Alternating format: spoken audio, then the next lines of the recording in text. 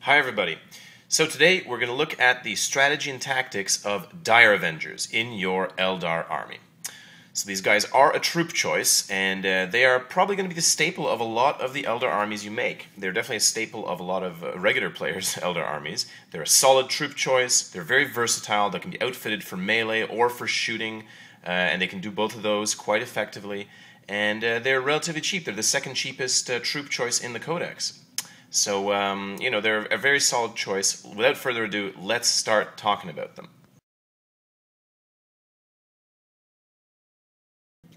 Alright, so what are we dealing with here? First off, they have the same ballistic skill and weapon skill as a Space Marine, an average Space Marine. Very solid, very, very solid choice. They do have terrible strength and toughness, only 3 for both of those, and they have a 4+ armor, which is a very middle-of-the-road armor. These guys are definitely not as tough as Space Marines, although that could be misleading, because when you use a power like Fortune, that makes them much more survivable. What do they have? They have a very solid gun, 2 shots, strength 4, AP 5, 18-inch range, assault, very good gun. They also have fleet. So, like many Eldar, fleet means if you move 6 inches, you get to run between 1 and 6 more inches, and then you still get to assault after you've run. Very useful ability. And they compare very favorably to many of our other troop choices in the Codex. Last but not least, Dire Avengers have an outstanding initiative value. 5 on the regular troopers, 6 on the Exarch. That makes these guys extremely fast when it comes to striking time. They are striking before a lot of things in this game. Even though they only have weak strength and only the Exarch has the option of power weapon, with Doom you can really force a lot of saves on your opponent. And it always helps to force saves before your opponent goes. Alright, so unlike a lot of other units in 40k, all of the upgrades that you buy for the squad come on the squad leader, known as an Exarch. So you buy him, he costs as much as one of these guys to upgrade to an Exarch. He does gain better initiative, better weapon skill, and he also has a better armor save as well as 1 extra attack, and you're able to buy gear for him. These guys will never be changed, they're always going to be outfitted this way, however he's the one that gets all the gear. What are the first gear options? We have him geared here for melee combat. So you have a power weapon and a shimmer shield over there. Power weapon, the Shimmer Shield gives a 5+ invulnerable in close combat. That's a pretty amazing ability, and he gives that 5+ invulnerable to the whole squad. This makes Dire Avengers one of only a few troops in all of 40k that is able to take an invulnerable save in close combat. And when you combine that with a reroll from something like Fortune, I mean, that is going to be very, very powerful. The next thing you can also take for your Exarch is you can instead decide to outfit him with a second Shuriken Catapult. So he's got 2 guns, we often refer to as the dual gun Exarch. This means he shoots 4 shots instead of 2, and don't forget his ballistic skill is better, it's a 5, so he's actually going to be hitting very often. Very useful upgrade as well. The last weapon option upgrade for the Exarch is a Dire Sword and Pistol combination. Now, pistol is a standard Shuriken pistol. The Dire Sword is an interesting type of power weapon that forces your opponent to make a leadership check for every wound he takes. And if he fails any of those leadership checks, then he dies instantly. So it could potentially be useful against multiple wound characters that don't have Eternal Warrior. Unfortunately, most of those kinds of characters tend to have very high leadership, so it's not going to work very often. But essentially, you treat it like a power weapon with that cool possible ability. The last thing we're going to talk about is the powers that you can buy for the unit. So there are 2 kinds of powers: Defend and Bladestorm. Bladestorm is very simple to understand. When you fire a Bladestorm, you declare it, and every single model with a Shuriken weapon in the unit gets to make an extra shot. So instead of 2 shots each from these guys, you're firing 3 shots. If you have, for instance, an Exarch with dual guns, he's going to fire 5 shots. Very effective power. The only trick with it is that if you use it, the next turn, you cannot fire your weapons. So you lose a turn afterwards of being able to fire, but that might not be a problem if you just load yourself back into a vehicle or if you end up in melee. So very useful power. The second power, most commonly used for a melee squad, is Defend. Defend is an extremely powerful ability. It's essentially like a souped up version of defensive grenades. What it does is anyone who directs attacks against this squad that has Defend loses 1 attack per model.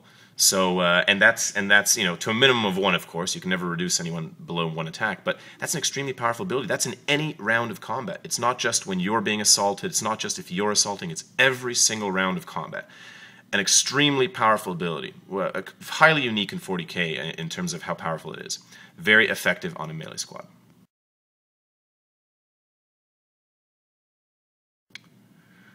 So let's talk loadouts, some common loadouts for that Exarch. And this works equally well for a squad of 5 or 10 guys. All these loadouts that I'm going to tell you work for small squads, work for big squads. Don't listen to anyone who tells you that Dire Avengers are only effective in large units. That is not the case at all. You can make them very, very effective even in small squads of 5 or 6. If you want to fit them in Falcons, for instance, or if you're trying to save points, they're going to be very effective. First loadout, let's talk about a melee loadout, standard loadout. Power weapon and Shimmer Shield for a 5+ invulnerable, power weapon on the Exarch, and you give them defend. That means these guys are not going to be taking very many attacks, and any attacks they get through, even if they puncture their armor, are going to have to contend with a 5+ invulnerable save. When you combine that with Fortune, that means that these guys have a 4+ rerollable armor save in combat, plus a 5+ rerollable invulnerable save. And as you know from some statistical analysis, a 5+ rerollable is always better than a 4+, and a 4+ rerollable is always better than a 3+. That makes these guys deceptively very survivable compared to what their stats would suggest. Second loadout we've got is the shooting loadout, the standard shooting loadout. You have dual gun Exarch, 2 of those shuriken catapults, and blade storm. That means this unit puts out 32 shots on a blade storming turn. 5 from this guy, a ballistic skill 2. The rest of the shots from these guys, 27 of them at ballistic skill 3. Very impressive. That's a hail of fire. If you guide these guys, it makes it even more likely they'll hit. If you doom your target, which is an even better option, they are going to be forcing a lot of wounds. Very effective loadout. Another loadout that I like to use is very effective if you're planning on only fielding a small unit. If you're just fitting a small minimum-sized unit into something like a Falcon or into a Wave Serpent because you want to use them to buy that vehicle, they do get the dedicated transport. Then for the price of just an upgrade to an Exarch and a single extra gun, you can have this guy be a naked Exarch essentially. So even without Blade Storm, which is a pricey power, it's 15 points, this is still a very effective sniping unit.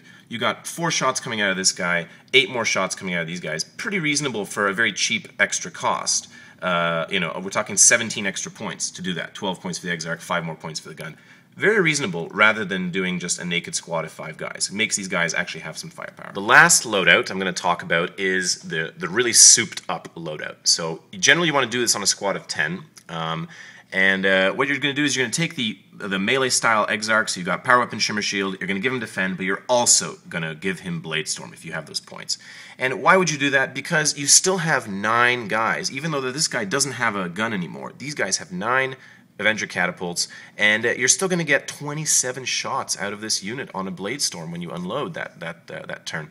It's still worth it, and on top of that, you're not losing the melee survivability of having the potentially rerollable 5+ invulnerable save and having a power weapon to help you grind your way through opposing models. Pretty useful thing. The last thing I want to talk about, not so much in terms of a common loadout, but just to talk about him, it's not very common. People don't like to take the Dire Sword pistol combination Exarch. The thing you got to understand about this combination is that, yeah, the Dire Sword is kind of crappy. It's just sort of like just a power weapon that has a pretty situational ability.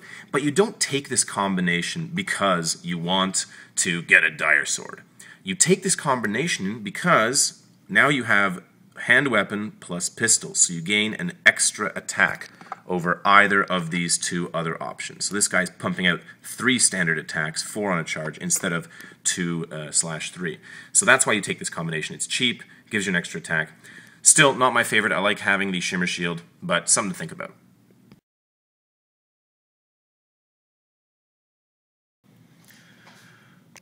Alright, so let's talk about strategy. Big picture stuff again. Why do you put these guys in your army? What do they do for your army?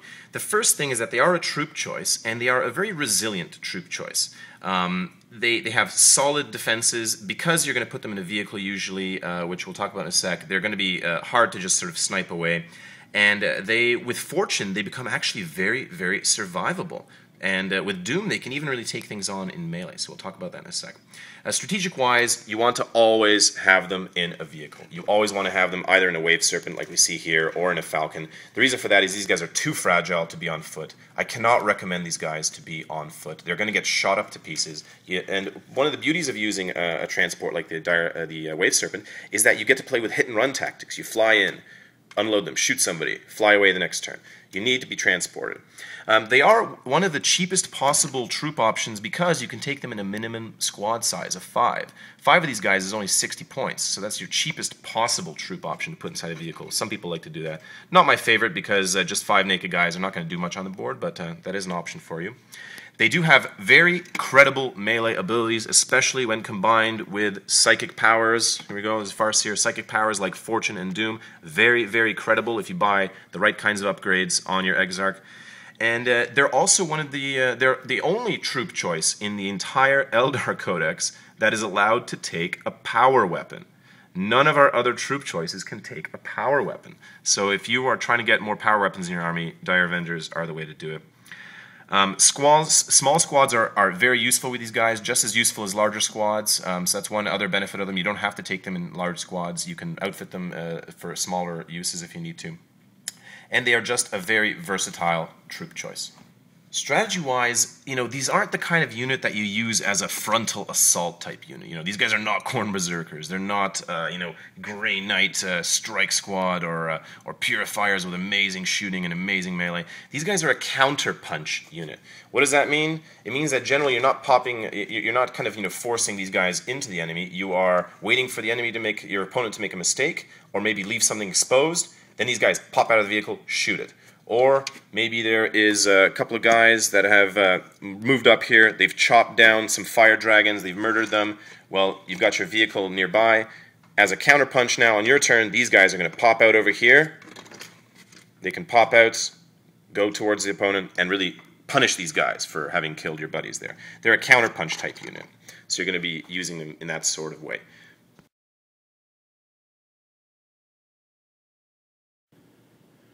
Alright, let's talk tactics. So the first tactic, how do you unload these guys from a transport effectively?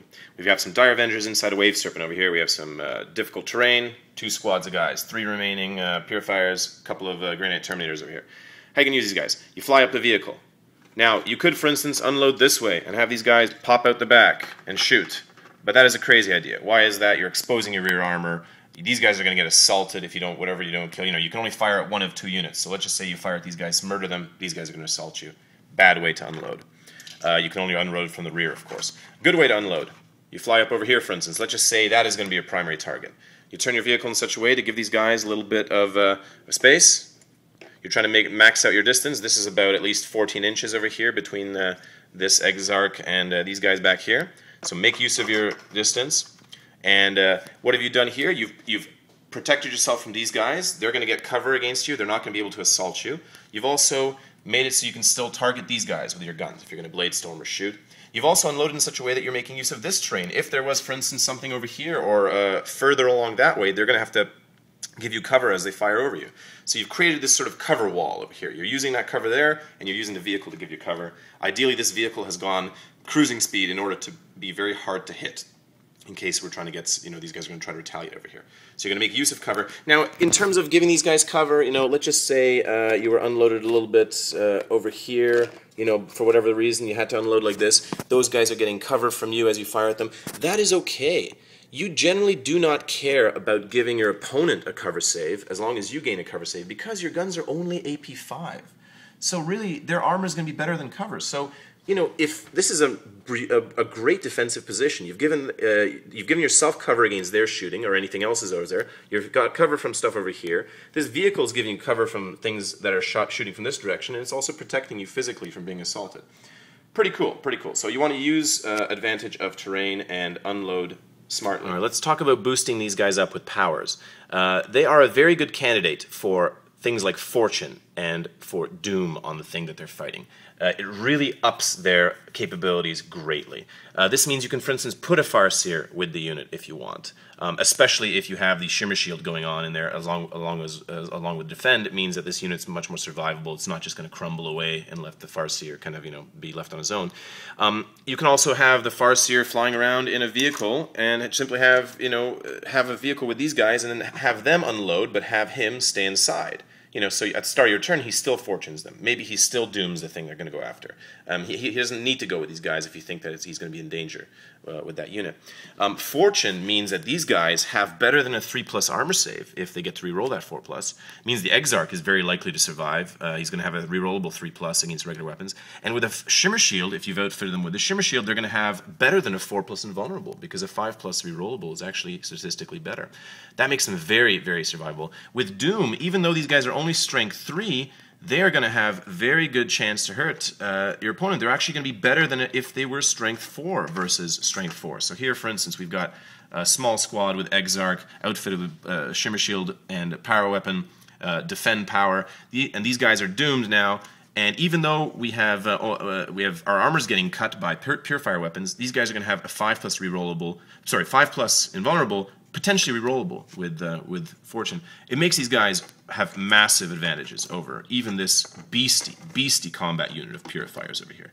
I mean, I would put my money on these guys against these Purifiers if they're doomed and if we have Fortune over here. Absolutely. We're going to crush these guys here. Very useful ability. Similarly, Doom makes a huge difference when you are firing a Bladestorm, when you're firing your ranged guns. I mean, it really ups the odds in your favor. Give you an example. These guys are over here. They've got an opponent here. Let's just say, actually, these guys just got loaded out of a vehicle, popping out within 2 inches of those guys. Sorry, I'm going to jam that in there. They're within 2 inches. This distance from that rear guy to the front guy is almost exactly 18. This distance in between the front here is about 14 inches or so. And with Doom, these guys are going to cause so many wounds. They're going to cause a massive number of wounds to these guys. Like a giant squad of 10 with Exarch that has dual guns, Bladestorm, and these guys doomed. There's a very good chance you're going to wipe out all 5 of these Marines. Very good chance all 5 of these Purifiers are going to bite the dust from that single shooting phase. And then next turn, you simply load back in your vehicle because you Bladestorm, you won't be able to shoot anyways, and you fly away. And you've done your hit and run tactic. Very effective to have a Farseer in your army that's at least dooming the target these guys are going after, and potentially even fortuning these guys. Okay, let's talk tar pitting and going after weakened units. Tar pitting means you want to tie up something that's incredibly powerful in close combat and have it stuck there. So like these Grey Knight Terminators, for instance. Now, let's just say you have a barely surviving squad. You just got an Exarch and 2 guys left. They've taken some hits, and they have a Farseer with them. You unload these guys. Farseer doesn't need to go with the squad. He can stay in the vehicle. After he's already fortuned these guys, maybe he's doomed these guys, he stays in the vehicle. These guys pop out, move in, charge in. Is this suicide? 2 Grey Knight Terminators taking on a bunch of strength and toughness 3 troopers from the Eldar army? This is actually not a bad situation for them. First of all, Defend, if you've outfitted correctly, means these guys are going to get 1 attack each instead of 2. Second of all, Fortune means that you're 5+ invulnerable from your Shimmer Shield, if you've been that smart, is going to be a rerollable 5+ invulnerable, which is actually better than a 4+. You actually now have a better statistical invulnerable save than the Terminators themselves. And with only 1 attack each, they're not going to do much to you. They'll probably hit, but they might not. They'll probably wound you, but they might not. And on top of that, you have better than a 4+ invulnerable statistical chance because of that reroll. And in the meantime, you're going to put some wounds on these guys. Your Exarch's hitting with a power weapon, and if you've doomed them, that grossly increases your chance of wounding these guys. This is actually a great situation for you. And you're preying upon a weakened unit. You're getting that kill point, or you're really just taking these guys off the board. Similarly, you can tar pit incredibly elite things. Give you an example here. Same situation, but here we have Kaldor Drago being played by my stand-in model here. And this is not, let's just say the table situation is such that you need Kaldor not to be able to move, not to be able to assault something nearby. Maybe there's an objective nearby that he wants to assault. You need to time up in combat. This is reasonable. 3 piddly Dire Avengers, one of them an Exarch, they're going to have a very good chance of tar-pitting this guy. Because, first of all, Defend is going to lower his attacks by 1. And on an elite character that costs almost 300 points, losing 1 attack is huge. Second of all, even if he hits, even if he wounds, he's going to have to contend with a 5+ rerollable invulnerable save because of the fortune you've done here. And if you've even doomed him, you might actually have an easier time of forcing some saves on him. You know, his toughness 5, you're probably not going to do that, but, you know, who knows? That helps as well. If your sole objective is to tar pit him, is to tie him up, this tiny little straggling unit is going to actually do very well at that. So they are a very solid tar pit unit against elite. Let's talk hit and run tactics with these guys. You don't want to have a fair fight. You don't want to give your opponent a chance to shoot back at you credibly or really kind of go after you in melee. So jump around, run around, hit and run. You know, these guys are over here. You got your Wave Serpent. Fly over, unload, 18 inches away, Blade Storm into them, gun them down. Next turn, you've Blade Storm. You can't shoot anyways. Pop back in your vehicle. Fly away. Turn later, some Terminators show up. Fly in, unload 18 inches away. Drop these guys out. Blade Storm into those guys. Gun them down. You know, maybe you've killed them, maybe you haven't. They're coming towards you now. Next turn, you pop back in your vehicle, and you chicken away. You just get away. You get out of there. Hit and run tactics. Best way to use Dire Avengers. These guys are not meant to be foot troops. They're meant to pop out of a vehicle. Now, what do you do if your transport is destroyed, if it's wrecked, if it's annihilated, it's immobilized in a terrible part of the board? I mean, you know, you got to move out of it, or you have no transport capacity anymore. Well, use your mobility. Use the fact that your guns are assault guns and have an 18-inch range. You know, in this kind of situation, you've got some nasty purifiers over here. You've got some difficult terrain back here. It's your turn. Move into that terrain. Get cover, first of all, because these guys might have psi cannons that are going to ignore your armor. You know, there's other things that might shoot at you that are going to kill you. Get into that terrain. Use that cover when you're firing at these guys. And next turn, these guys are going to move closer. Well, keep moving out of there. Keep getting through that terrain. You know, keep hiding where you can. And use that mobility. Maybe you can hide behind here and instead fire at a unit that's back there now. Use your mobility and the fact that your guns are assault so that you can actually fire 18 inches away even though you're on the move. And stay in terrain if you've lost your transport. Try to stay in that terrain, get that cover save. Maybe there's a Farseer with you that can fortunate. That'll help you a lot. The other option is if you are outfitted for melee and you have those capabilities on your Exarch, then get into melee. You can't be shot when you're in melee. You know, make your move out of here. Maybe you've got a fleet. You have to fleet your way out here, so fleet up there. You know, go after these guys. Charge into melee. If you have the right upgrades, you have defend, you have a power, a shimmer shield and power weapon Exarch. Potentially you've been fortuned. Potentially these guys are doomed. Get into melee because first of all, you're going to be pretty credible in melee, and second of all, that's going to make it so you cannot be shot. Even with your crappy defensive stats and weak armor, you're going to be in melee, you're not going to be allowed to be shot by regular weaponry. So get into melee if you have been outfitted for melee and your transport is destroyed and an opportunity presents itself.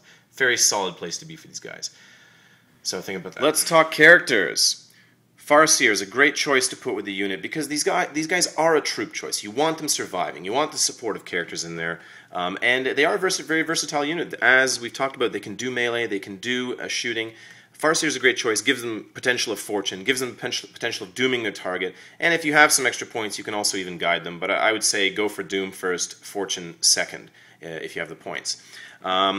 You can also put an Autarch with them. For instance, we've got my custom-made Azurman here, going to be pretending to be an Autarch. Autarch is a decent choice. I mean, not a lot of people take him, but if you do take him, Dire Avengers is a decent place to put him. Gives him a possibility of power weapon attacks. Gives him also, he has the 4+ invulnerable, which is going to be rerollable if you fortune them. Pretty solid place to put him. Last choice is to use Phoenix Lord Azurman. I've got my custom guy here. And what does he do? First of all, he comes with both Exarch powers for free, which actually means that you're saving 30 points because you don't need to buy those powers on the Exarch. He comes with a very good weapon, rerollable power weapon. He also has his own invulnerable save. He also makes the unit fearless, which is a very important distinction. One of the weaknesses you have is if you put a character in here and these guys manage to get chopped down in combat, you're making that leadership test. Let's just say you've lost combat by 4. Your leadership goes from 10 to 6 now. Scary stuff. And even if your armor was rerollable, that's not going to help you now that you have to make a leadership check. If a Azurman was in that unit and you guys somehow lost by 4, which is unlikely because he's an ass kicker, but there you're going to be fearless now. You're just going to put some saves on guys, and they're going to make them be able to be rerollable from fortune, probably. So that is one nice benefit, is that you no longer have to fear, Eldrad or your Farseer running off the board because these guys lost to combat by 1 or 2 points. So that's one big use of putting their Phoenix Lord with them.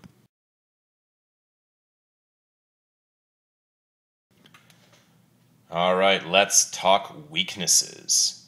First of all, these guys have no anti-tank options. There's literally nothing they can even do to a armor 10 vehicle. The only thing they can hope to do is shoot the rear armor of the vehicle with their strength 4 guns and glance it. But when it comes to melee against something, even in melee, they can't even do anything to this vehicle. Strength 3, no other options. You can't even hurt the rear armor of a rhino in melee. Something to remember. This is not going to be your anti-tank inclusion in your army. They just don't have anything to do that.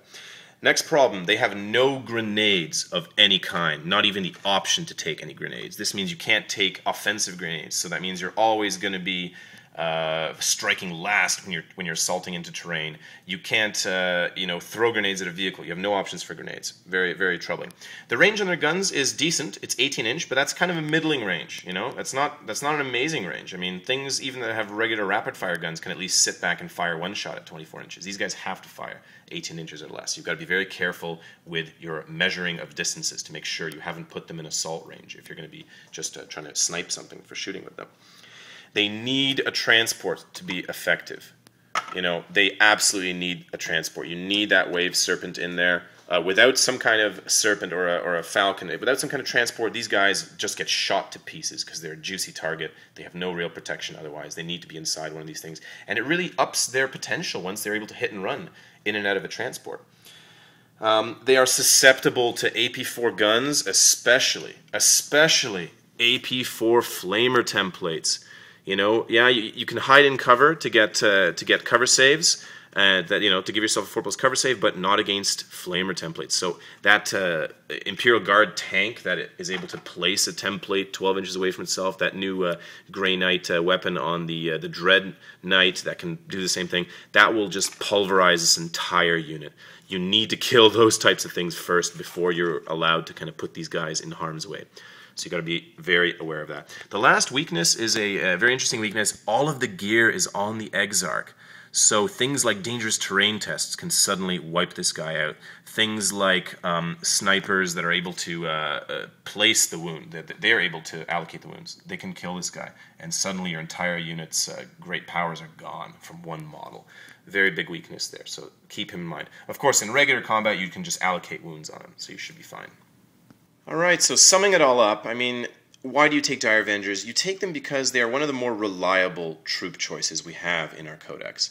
They are reasonably priced, they can be outfitted in a variety of ways to be actually very credible, either at melee or at shooting. They make a great hit-and-run unit. They're very Eldar-y in that regard when you put them inside a transport, for instance, like a Wave Serpent here.